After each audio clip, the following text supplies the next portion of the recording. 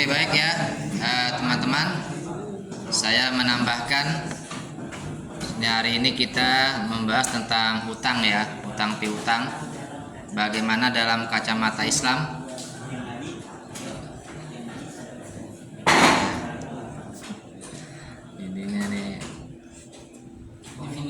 Nah, ini yang pertama ya, definisi hutang.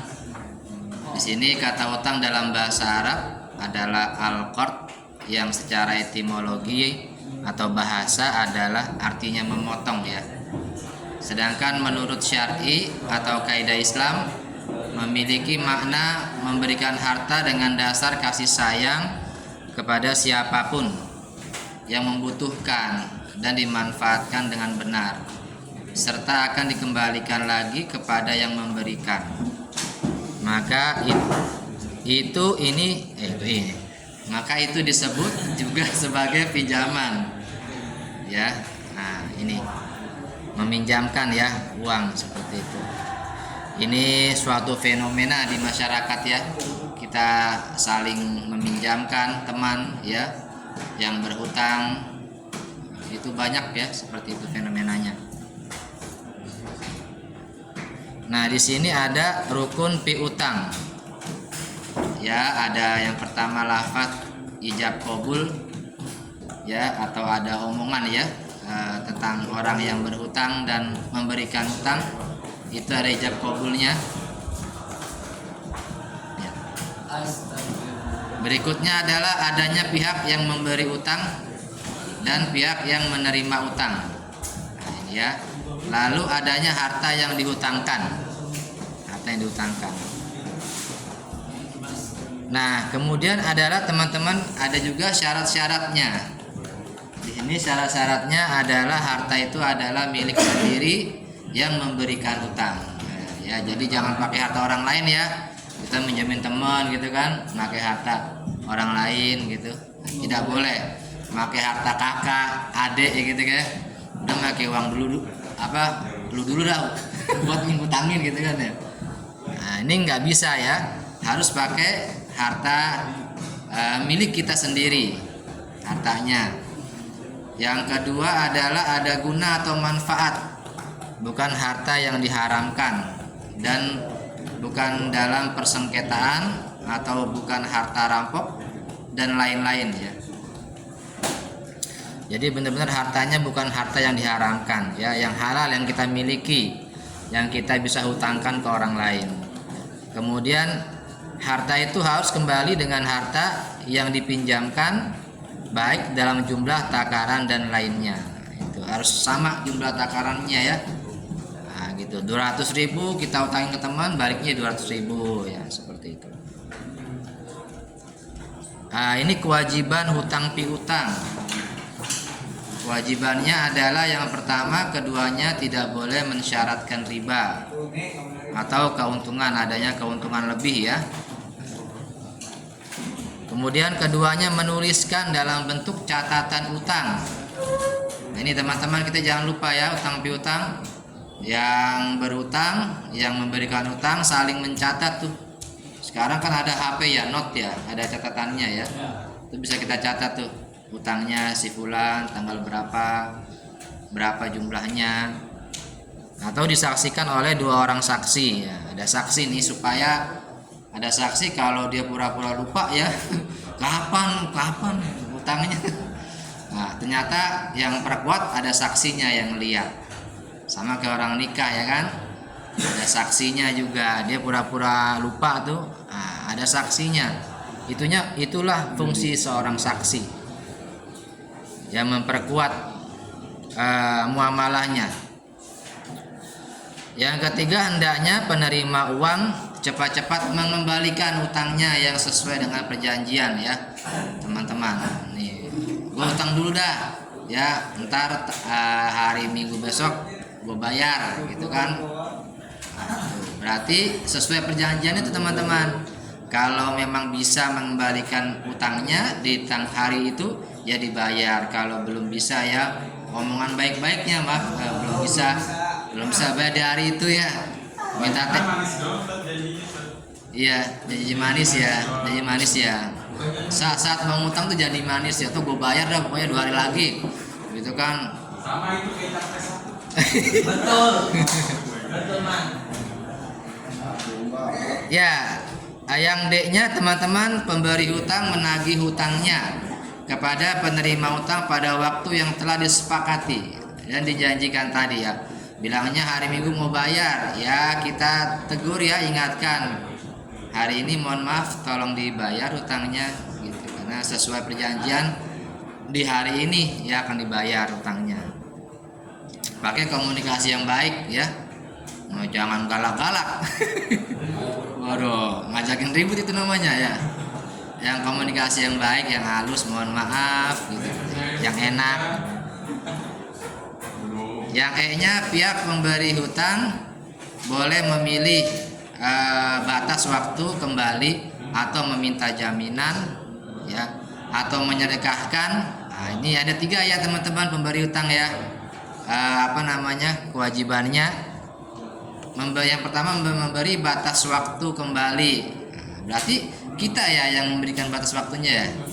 Hari ini ya tolong dikembalikan hutangnya, atau meminta jaminan. Dia ngutang, ada jaminan yang bisa di ini nggak, buat jaminan apa gitu, handphone atau apa, atau kita menyedekahkan ya, artinya kan tadi membebaskan hutangnya ya, mengikhlaskan ya Kadafi ya, disedekahkan aja. Apabila penerima hutang tidak mampu membayar hutang pada waktu yang telah disepakati. Yang F, boleh menerima tambahan ini ya. Boleh menerima tambahan dari pihak penerima hutang dengan pengambilan yang lebih bagus mutunya atau lebih jumlah uangnya sebagai ungkapan terima kasih kepada pemberi hutang. Ini kadang-kadang kita kan ucapan terima kasih ya, karena udah ditolong tuh ya. Misalkan teman-teman anak kita mau operasi gitu kan ya, butuh uang misalkan 400.000 lah gitu buat bayar DP-nya atau apanya gitu kan. Nah, keadaan kepepet banget, dia nolong kan, sahabat bestie kita tuh. Sahabat dekat kita, dikasih lah, kita diutangin 400.000. Pada saat kita udah gajian tanggal muda ya kan, ucapan makasih ya, kita kasih 500.000 ya, capeknya ucapan makasih gitu ya. Bilang maksudnya bukan riba ya, tapi ucapan makasih dari kita gitu. Hadiah ya, bilang hadiah ya ini buat kamu gitu, udah nolong. Nah ini teman-teman, ini salah ketik ini. Bolehkah berhutang dalam Islam? Boleh nggak nih? Boleh. Ya boleh ya, karena menghutangkan itu amal soleh. Menghutangkan itu amal kebaikan tuh, kita menghutangkan, membantu orang, melepaskan kesulitan orang lain. Tapi di sini ada syarat-syaratnya. Kalau kita berhutang, ya maka ada hal-hal yang diperhatikan dan dipertimbangkan. Yang pertama, pada saat keadaan yang terpaksa, hutang diperbolehkan terutama untuk kebutuhan mendesak dan atau kebutuhan pokok. Namun usahakan tidak untuk kebutuhan konsumtif. Pastikan dan hitung juga supaya mampu membayarkannya di kemudian hari. Nah itu ya, kita keadaan mendesak teman-teman, kepaksa nih ya, nggak punya uang sama sekali. Kita punya bestie beberapa teman-teman dekat ya, yang bisa kita pinjemin uangnya, bisa nolong kita ya, pinjam 200.000 gitu kan ya. Nah, gitu. Misalkan Anwar punya sekolah TPA, amin. Anwar punya guru-guru ngaji 4, wah ya kan, amin ya. Tiba-tiba pas gajian itu duitnya kurang 200, ya langsung Anwar ya WA ke Rafki, bro. Assalamualaikum, gua mau pinjam utang dong. Mau pinjam uang ya 200.000. Ini buat disyarah guru kurang 200 nih. Nah, ini kan langsung sama Rafki, buruan kirim nomor rekeningnya Anwar. Waduh, masya Allah, langsung dikasih ya 200.000 gitu kan. Nah ini ya gunanya bestie kayak gini nih ya, teman dekat ditolong kepepet ya kan. Kenapa tuh? Cah cucu. Nah, iya, ada yang kayak gitu. Ada yang kayak gitu juga ada gitu. Aneh pinjam utang ya. Kata, siap gitu kan. Oke. Tunggu nyampe malam tungguin kok. Udah dikirim nomor rekening. Nggak ditelepon-telepon. Saya pernah kayak gitu. Iya. Ya apa namanya? Apa kepepetan berutang sama Besti gitu. Iya, siap kirimin. Sampai malam-malam nggak dikirim-kirim bagaimana? Aduh, kacau. Ya itu berharap ya. Ya itulah namanya muamalah ya teman-teman. Pelajaran ke depan teman-teman, kalau ada teman kita seperti itu ya kita ya diutangkan, kalau memang uangnya ada kita kasih pinjaman aja ya buat nolong. Wa ta'awanu 'alal birri wat taqwa. Terus apa lagi? Wala ta'awanu 'alal ismi wal udwan, kata Allah. Saling tolong menolonglah dalam kebaikan dan takwa. Jangan kalian saling tolong menolong dalam perbuatan dosa. Ismi wal udwan. Nah, itu kita saling tolong menolong teman ya. Yang kedua, jika harus berutang, niatkanlah untuk membayarnya, teman-teman. Ini nih. Ya, biasanya gitu. Nanti kalau teman-teman udah pada kerja nih, udah pada gawe ini kan, kepepet ngutang. Ya, aneh pinjem dulu dah. Ntar pas aneh gajian tanggal 1 langsung aneh bayar dah tuh 200.000 gitu kan ya. Nah itu teman-teman, tadi ente lagi. Teman-teman kalau ngutang itu jangan gede-gede. Ya, jangan nyampe 500.000 misalkan gitu ya. Itu nanti pada saat kembalikan itu teman-teman berat nggak? Ya kan, gajian misalkan apa 2.500.000 kan ya, kepotong 500 kan berat ya. Gitu paling enggak 200 lah, ini pinjem dong 200.000 gitu kan. Ntar pas gajian balikinnya tuh kan enak kan, gampang lah 200.000. Nah itu dia niatkanlah untuk membayarnya. Saya niat berutang ya, nanti kita bayar langsung tuh. Jadi dia percaya sama kita. Jangan sampai kita terjebak pada hutang dan menunda-nunda sampai akhirnya ada godaan untuk tidak mau membayarnya. Ini dalam hadis disebutkan, kata Rasulullah, ini barang siapa yang mengambil harta orang lain berutang dengan tujuan untuk membayarnya, mengembalikannya, maka Allah Subhanahu wa taala akan tunaikan untuknya. Ini teman-teman ya. Dan barang siapa yang mengambilnya berutang untuk menghabiskannya, tidak melunasinya, maka Allah akan membinasakannya. Nih teman-teman ya. Namanya hidup kayak gitu ya. Kita pasti berutang, kita pasti memberikan utang, itu pasti kita alami kayak gitu. Berutang atau memberikan utang. Tapi kalau kita berutang, niatkan membayarkan, mengembalikannya. Nah, yang ketiga teman-teman seperti tadi, di transaksi yang tertulis dicatat, jangan sampai jadi catat. Manusia al-insan mahalul khata' wa nisyan. Manusia tempatnya salah, tempatnya lupa, itu manusia. Selalu udah belajar agama tapi tetap aja tempatnya salah dan lupa, itu manusia. Salah, lupa, pasti lupa. Bisa jadi kita lupa. Tapi makanya dicatat. Hindari riba kayak tadi ya. Riba. Berdosa nih riba. Segera lunasi utang. Nah, ini ujiannya kayak gitu teman-teman. Kita udah ada uang mau bayar utang, ntar aja.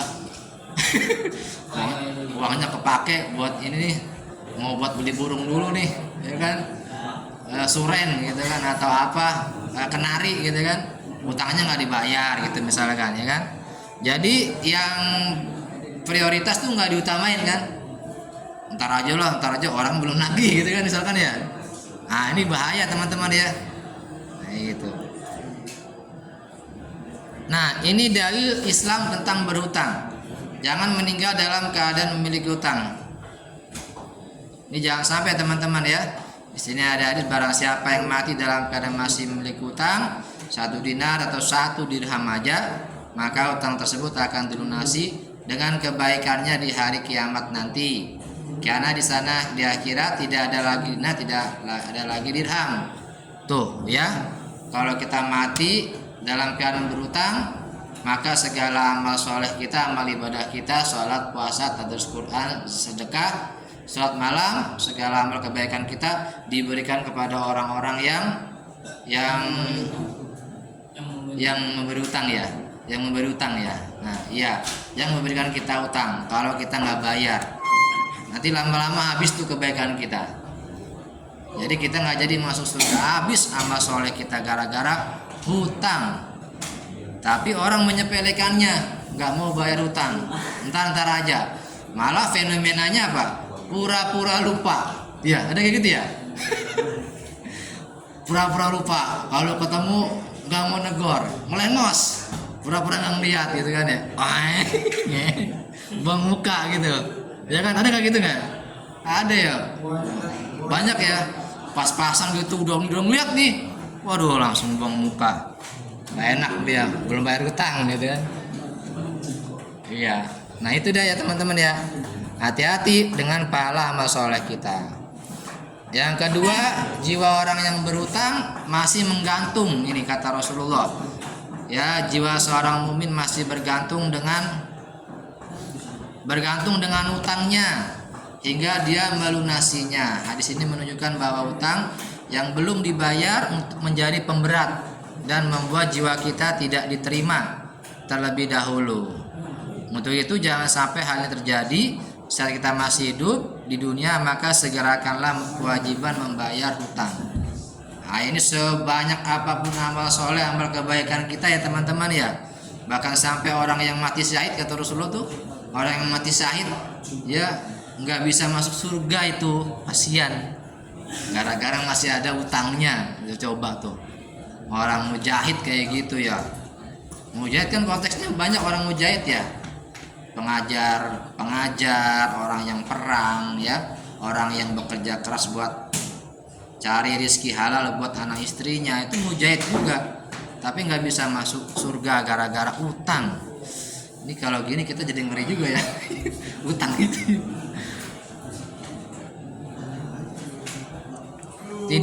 Tidak berniat membayar utang, maka dia mencuri. Ini kata Rasulullah, siapa saja berutang lalu berniat tidak mau melunasinya, maka dia akan bertemu Allah pada hari kiamat dalam status sebagai pencuri. Ya, pencuri harta seseorang ya, seorang pencuri. Gak mau bayar, mengambil harta orang lain. Kalau nggak salah ada ayat, saya lupa tuh. Apa tuh ayatnya? Ya ayyuhalladzina amanu la ta'kulu amwalakum bainakum bil batil wal wasalah ya. Gitu ya. Pokoknya janganlah kamu mengambil harta saudaramu dengan cara-cara yang batil. Kata Allah itu, ya, dengan cara ngutang nggak dibayar, dicuri hartanya. Nah, ini nih, dosa utang tidak terampuni walaupun mati syahid. Utang yang tidak dibayar adalah dosa, sekalipun mati syahid, dosa utang masih belum terampuni. Dosa utang ya. Mungkin karena utang erat kaitannya dengan hak harta orang lain. Sama seperti kita mengambil harta orang lain sedangkan kita tidak mengembalikannya. Ini dalam hadis, semua dosa orang mati syahid akan diampuni kecuali dosa hutang. Ini enggak diampuni sama Allah.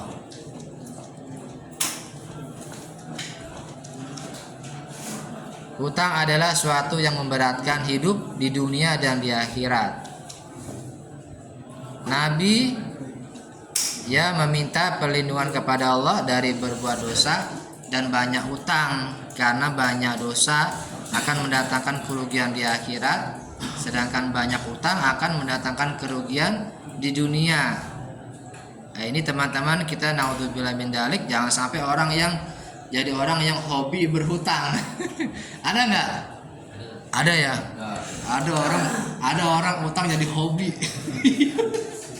Ada ya. Wah, ngutang sama si fulan, ngutang sama si fulan, ngutang sama si fulan. Lumayan itu. Dari ini 200, ini 200, ini 200, 205 orang diutang 200. Berapa dah? Dapatnya 1 juta coba. Waduh, ini hobi berutang. Sering banget, apalagi di warung-warung sembako tuh. Sampai orang tukang sembako ditulis. Orang kosan. Iya, orang sembako, orang kosan ya.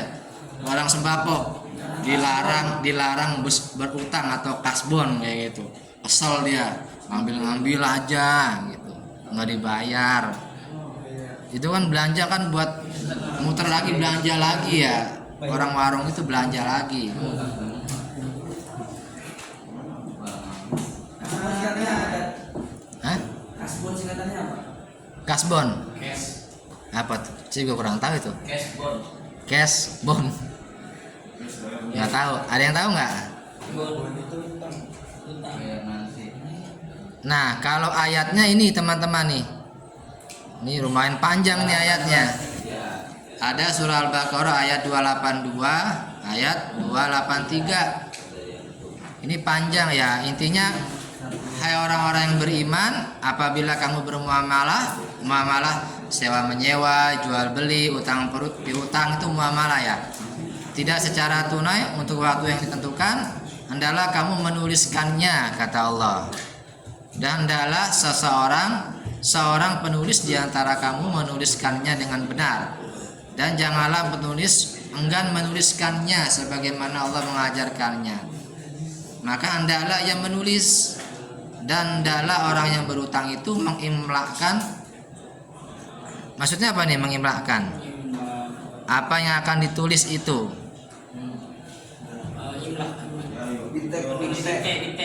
Didikte ya? Ya, didikte. Dan hendaknya ia bertakwa kepada Allah Tuhannya, dan janganlah ia mengurangi sedikit pun daripada hutangnya. Jika yang berutang itu orang yang lemah akalnya atau lemah keadaannya, atau dia sendiri tidak mampu mengimlakkan, maka hendaklah walinya mengimlakkan dengan jujur. Ini kita langsung lihat tafsirnya aja ya. Tafsir ayat ini kita lihat. Wah, ini waktunya nggak cukup ya. Intinya di sini menurut Buya Hamka, orang-orang beriman, apabila kamu mengadakan suatu perikatan utang piutang buat dipenuhi suatu masa tertentu, maka tulislah dia. Ya, di pangkal ayatnya. Tujuan ayat ini yaitu kepada sekalian orang yang beriman kepada Allah, supaya utang piutang ditulis. Itu dia yang berbuat sesuatu pekerjaan karena Allah, karena perintah Allah dilaksanakan. Sebab itu tindakan layak, karena berbaik hati kedua belah pihak. Lalu berkata tidak perlu dituliskan. Nah itu ya, ada kayak gitu ya, berbaik hati ya. Akhirnya nggak dituliskan karena kita sudah percaya dan mempercayainya. Padahal umur kedua belah pihak sama-sama di tangan Allah. Si amati dalam berutang, tempat berutang menagih kepada warisnya yang tinggal. Si waris bisa mengingkari hutang itu karena tidak ada surat perjanjian. Nah itu ya fenomena yang terjadi teman-teman. Kalau tidak kita tulis, warisnya nggak tahu ya. Nah, seperti itu. Apa namanya pokok harus ditulis ya intinya ya.